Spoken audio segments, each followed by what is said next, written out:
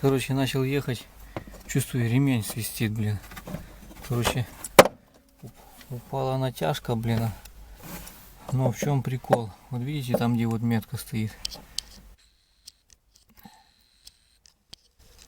И там вот такая вот полоса идет. То есть планка лопла.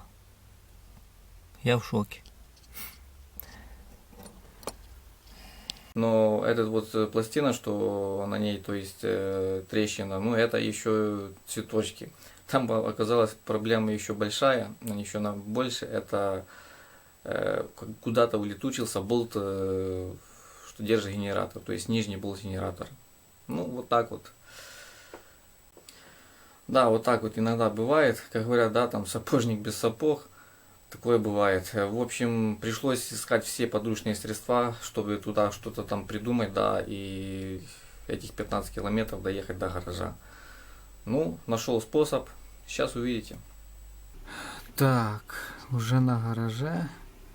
Что у нас получилось? Такая вот хрень получилась.